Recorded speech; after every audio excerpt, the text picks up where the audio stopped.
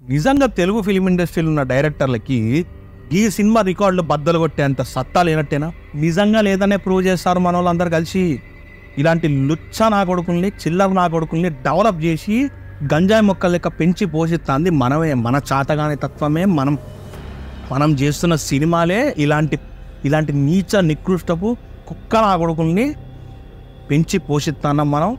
మన మీదనే ఎగిరి తెలుగు ఫిలిం ఇండస్ట్రీని మొడ్డ ఉడిపే పరిస్థితికి తీసుకొచ్చుకుంది కూడా మనమే. మన తెలుగు ఫిలిం ఇండస్ట్రీ, మన డైరెక్టర్లను, మనం రాసే కథలే ఇలాంటి చిల్లర రాకొడుకుని పెంచుతున్నాం మనం. రివ్యూలు చెప్పే మహానుభావులు, దేవుళ్ళు, సినిమా దేవుళ్ళు, సోకాళ్ళు చెప్పుకునే సినిమా దేవుళ్ళు. అరే ఒక్కటే విషయం క్లియర్గా అర్థమైపోతుంది రా, మీ పాపాలు ఎటు పోవు. మేము ఆల్రెడీ ఫస్ట్ నుంచి కొడుతుంది ఏంది, మీరు తెలుసో ప్రత్యక్షంగా పరోక్షంగా నా కొడుకుల్లారా మీరు కొన్ని వేల మంది, లక్షల మంది జీవనోపాధి మీద, కడుపు మీద కొడతారు. ఒక్కడి మీద కొట్టట్లేరు మీరు కొన్ని వేల మంది కడుపుల మీద కొడుతున్నారు అనేది నిజంగా నిజం కొడక. మీకు అర్థం, మీ జీవితంలో అర్థం కాదు. ఎందుకంటే కూటికి ఆశపడ్డరు, శవం మీద వేసే పేలాలకు ఆశపడ్డరు. మీ బతుకులలో మీరు మారరు. అర్థమవుతుందా? మొన్న ఫన్మంత్ కనుక అయింది, దాని ముందు పోలచక్కగా రేపు పొద్దు అందరికీ అవుతారు. అది కర్మ 100% రిటర్న్ కొడుతుందిరా. గుర్తుపెట్టుకోండి. రివ్యూలు చెప్పే చూతేగాళ్ళు అందరూ మీరు గుర్తుపెట్టుకోండి.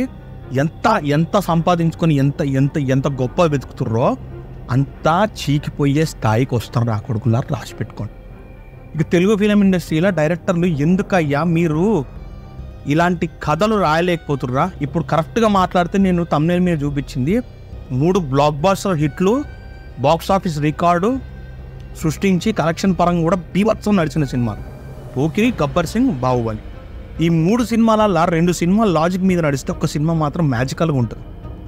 ఇప్పుడు లాజిక్ అంటే నేను మాట్లాడే విషయం ఏంది, ఒక కథ తీసుకొని దాన్ని జనాల్ని అవుట్ ఫోకస్ చేయకుండా కరెక్ట్ స్క్రీన్ ప్లే తోటి ఉన్న కథని కరెక్ట్గా ఎంటర్టైన్మెంట్ మూడ్లా మంచి సీన్లు రాసి మంచి డైలాగ్స్తో ఎంగేజ్ చేసి మంచి కామెడీ క్లిప్స్తో ఎంగేజ్ చేసి చేయడం.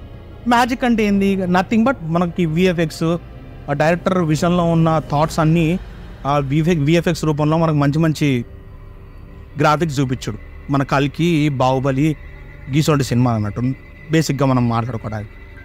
చేస్తే లాజిక్ చేయండి లేదా మ్యాజిక్ చేయండి. మ్యాజిక్ చేయడానికి మనకి చాలా సత్తా కావాలి. మనల్ని నమ్మి మనం కొట్టిన హిట్ రికార్డు నమ్మి ఎవరో కొన్ని కోట్లు పెట్టాలి. మరి అందరికీ సాధ్యపడుతుందా అంటే సాధ్యపడదు. మ్యాజిక్ సినిమా తీయాలంటే పెద్ద స్టార్లు వాళ్ళ లైఫ్ టైంలో ఇయ్యనని డేట్స్ మీకు అన్నీ అట్టగట్టి పెట్టాలి. చివరాఖరికి అది ఏమవుతుందో కూడా తెలియదు. ఆది పురుషులకు కూడా అవ్వచ్చు, చెప్పలేం. సో మ్యాజిక్ నమ్ముతుర్రు ఏందనేది అది కొద్దిసేపు పక్కన పెడతారు. కొంతమంది డైరెక్టర్కి సెట్ అయింది, అది నడుస్తుంది. వాళ్ళ దీవా బట్టి వాళ్ళకి అన్ని కోట్లు పెడతారు, నడుస్తుంది. కానీ ఇప్పుడు ఒక పోకిరి, గబ్బర్ సింగ్ లాంటి సినిమాలు ఇప్పటికి రైట్ నౌ ఇప్పుడున్న ఆడియన్స్ పల్స్లో, ఇప్పుడున్న ఆడియన్స్ టేస్ట్ ప్రకారం మీరు ఇప్పటికీ అలాంటి సినిమాలు చేసినా బ్లాక్ బాస్టర్ హిట్లు కొడతాయి, బరాబర్ కొడతాయి. నేను రాసిస్తాను, నేను చెప్తాను. కానీ మీరు తీస్తారా? ఏముంది గబ్బర్ సింగ్ పోకిరీలా? మీరు చెప్పుర్రు ఒక 1 లైన్ స్టోరీ లెక్క చెప్పుర్రి. మీకు చాలా చిన్న లైన్లు 2, గబ్బర్ సింగ్ అయినా పోకిరి చాలా చిన్న లైన్లు. కానీ అవి 2 సినిమాలు ఖతర్నాక్ సీన్లు ఉంటాయి. ఆ 2 సినిమాలు nothing but collection of engaging scenes. ఆ సీన్లలో కూడా మనం ఇప్పటివరకు ఈయనట్టి కొత్త డైలాగులు హీరోలతో హీరోయిన్లతో చెప్పించారు. అసలు ఆ డైలాగ్ ఏంటని ఇప్పటికీ బీభత్సం క్రేజ్ వస్తుంది భయ్. ఇప్పటికీ చెప్తుంది. ఇప్పటికీ గబ్బర్ సింగ్ మళ్ళీ చూడబుద్ధి అవుతుంది, పోకిరి మళ్ళీ చూడబుద్ధి అవుతుంది. మీకు అర్థం అవుతుందా? వాటి 2 బడ్జెట్. గబ్బర్ సింగ్ అనేది 30 కోట్లతో తీస్తే అది మొత్తం 150 కోట్లు కలెక్ట్ చేసింది. 12 కోట్లతో అరౌండ్ పోకిరి తీస్తే 70 కోట్లు 80 కోట్ల చిల్లర వరకు అది చేసింది కలెక్షన్. బాక్స్ ఆఫీస్ హిట్లు పై అవి 2 సినిమాలు. ఇప్పటికీ మళ్ళీ చూసినా మళ్ళీ చూడాలనిపిస్తుంది.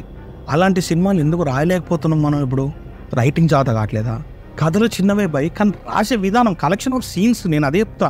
కలెక్షన్ ఆఫ్ సీన్స్, దాంట్లో గ్రిప్పింగ్ డైలాగ్ రాయలేకపోతున్నారా? ఇప్పుడు జనరేషన్ ఎట్లా మాట్లాడుకున్నట్టు రాయలేకపోతున్నారా మీరు?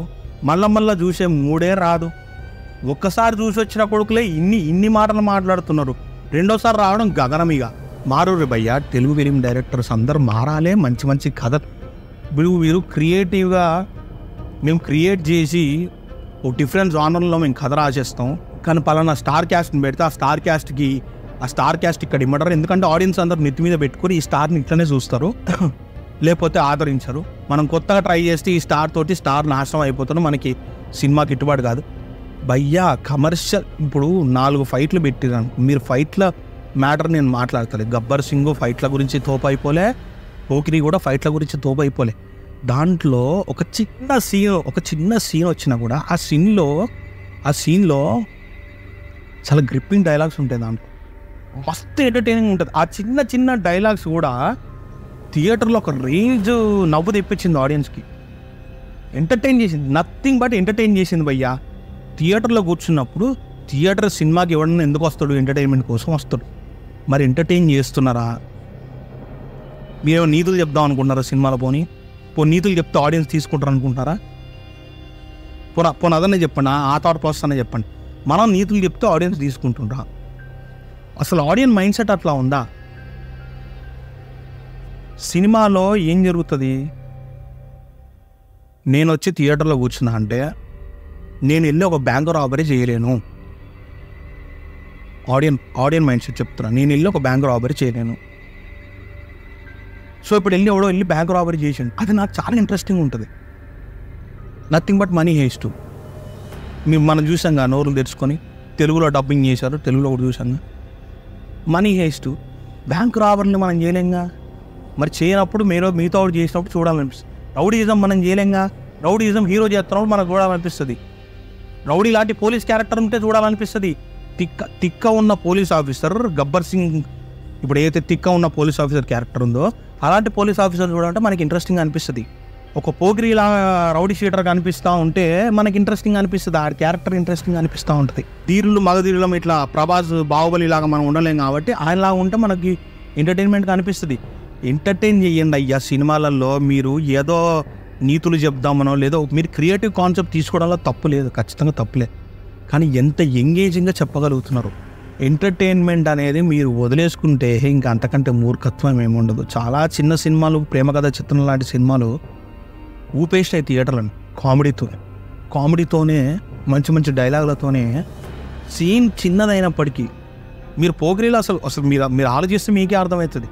జస్ట్ అట్లా వాళ్ళు చైర్ మీద కూర్చొని మహేష్ బాబు ఒక్కొక్క డైలాగ్ కొడతాడు, క్యారియర్లు పట్టుకొని తిరుగుతూ ఉంటే ఏనాడన్నా పెట్టే తొక్కుమని నవ్వినాం భయ్యా. మేము ఎంజాయ్ పిచ్చ చొక్కాలు చింపుకొని ఎంజాయ్ చేసినాం మేము. ఆ రైటింగ్ చచ్చిపోయిందా అంటే ఇప్పుడు మళ్ళీ పూరి జగన్నాథ్ డైరెక్టర్ లాంటి ఇంకొక తోపు పుట్టొచ్చి మళ్ళీ రాయాలా? ఇప్పుడు నేను ఇదే హరిశంకర్ సార్ని గబ్బర్ సింగ్ రీమేక్ అయినప్పటికీ కూడా ఇంత గ్రిప్పింగ్గా రాసుకొని ఇంత గ్రిప్పింగ్గా చేసినప్పుడు అది ఇప్పుడు ఎందుకు అవ్వట్లా? మనం వీకెన్ అయిపోయినామా? ఇలాంటి లుత్సాగాలకు మనం చేతులు ఇచ్చినామా? బాహుబలి 180 కోట్లతో తీస్తే దాన్ని ఒక 3 లాంగ్వేజ్లో రిలీజ్ చేస్తే 600 కోట్లు వచ్చింది భయ్యా. ఇప్పుడు ఓన్లీ తెలుగు రాష్ట్రాలు ఎక్కేసుకుంటే 200-250 సేమ్ మార్జిన్.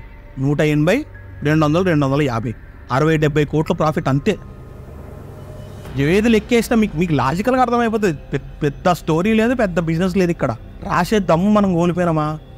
అలాంటి రైటింగ్ ఇప్పుడు రాయలేమా? మనం ఎంటర్టైన్ చేయలేమా? ఎంటర్టైన్మెంట్ అంటే ఏంటి? జనాలు నవ్విపించి వాళ్ళ స్టార్, వాళ్ళ ఫ్యాన్స్ ఎవరైతే ఉన్నారో వాళ్ళ హీరోలు కొన్ని డైలాగులు థియేటర్లో మాట్లాడితే ఫ్యూజులు లేచిపోవాలి. కానీ అట్లా కాదు, గుద్దాలి, తన్నాలి, లారీలు ఎగిరిపోవాలి. అవసరం లేదు భయ్యా. మీరు ఆ బడ్జెట్లో సినిమాలు చూడండి, ఆ బడ్జెట్ ఏందో చూడండి. ఆ వర్కింగ్ డేస్ 6 నెలల్లో పోకిరి రిలీజ్ అయిపోయింది, 10 నెలల్లో గబ్బర్ సింగ్ రిలీజ్ అయిపోయింది. మరి అవి నా మైండ్లో అవి తోపులే. మరి ఇప్పుడేమో బడ్జెట్ పెరిగిపోతుంది, మనం ఇంత విజువల్ ఎఫెక్ట్ చూపిస్తే కానీ ఆడియన్స్ నచ్చదు. ఎవరు చెప్పాడు భయ్యా అంత చూపిస్తే తప్ప ఆడియన్స్ నచ్చదని? మనం ఎంగేజింగ్ స్క్రీన్ పే రాసుకోకుండా, ఎంగేజింగ్ సీన్లు రాసుకోకుండా, జబర్దస్త్ డైలాగ్ రాసుకోకుండా మనం వీడిస్తే ఎవడు చూస్తాడు? ఆర్టిస్టులు వాళ్ళ పర్ఫార్మెన్స్ వాళ్ళు చేస్తారు. మన దగ్గర డైలాగుల్లో దమ్ము లేనప్పుడు ఎవడేం చేస్తాడు? ఇక్కడ నుంచి అన్న మనం కొంచెం జనాల్ని ఎంటర్టైన్ చేసే పాయింట్లో ఆలోచించి ప్రజెంట్ జనరేషన్లో ఏం జరుగుతుంది, సిచ్యువేషన్స్ ఎట్లున్నాయి, ఎలాంటి సీన్లు రాయాలి, ఎలాంటి డైలాగ్ రాస్తే ఆడియన్స్ లోపలికి వెళ్ళిపోతుంది అనేది కొంచెం ఆలోచించండి తెలుగు డైరెక్టర్స్ అందరూ. ఇది మీకు తెలియంది కాదు, నేను ఏదో కొత్తగా చెప్పేది కాదు.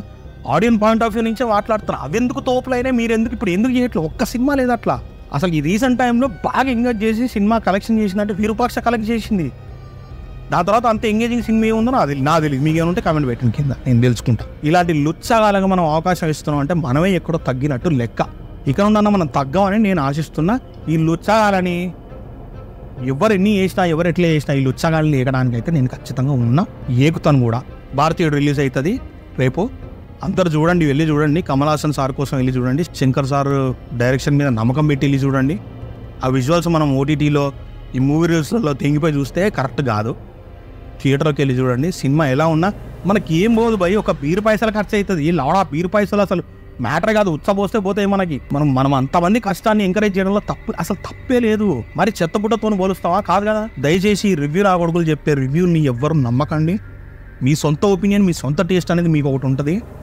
ఓ పిచ్చి మాక్యుడగాడు చెప్పిన పోల్ని వినేసి మీరు సినిమాని జడ్జ్ చేసుకోకండి. మీరు స్వతహాగా వెళ్ళండి, మీకు నచ్చితే మీ ఫ్యామిలీని తీసుకెళ్ళండి, లేకపోతే మీతోనే అయిపోతుంది. సింపుల్. మీరు వెళ్ళండి, మీకు నచ్చితే మీరు నచ్చితే మీ ఫ్యామిలీని తీసుకెళ్ళండి. ఇంకో 4 టికెట్లు దిగుతాయి, లేకపోతే ఆ ఒక్క టికెట్తోనే అయిపోతుంది కదా. ఈడవాడు లుచ్చగాడు మీకు చెప్పడానికి వాడి రూలు మీవి ఎందుకు రుద్దుకుంటారు? సో అది భయ్యా, నా రిక్వెస్ట్ ఏంటంటే రేపు భారతీయుడు రిలీజ్ అవుతుంది, అందరూ వెళ్ళండి, థియేటర్స్లో ఎంజాయ్ చేయండి. ఎలా ఉందో నాకు కామెంట్ సెక్షన్లో చెప్పండి. అండ్ నా వీడియోగా మీరు నచ్చినట్లయితే ప్లీజ్ లైక్ చేయండి, షేర్ చేయండి, కామెంట్ చేయండి, సబ్స్క్రైబ్ చేసుకోవడం మాత్రం మర్చిపోకండి. పక్కనే ఉన్న బెల్ ఐకాన్ ఆన్ చేస్తే నేను ఎప్పుడు వీడియో పెట్టా మీకు నోటిఫికేషన్ కింద వస్తుంది.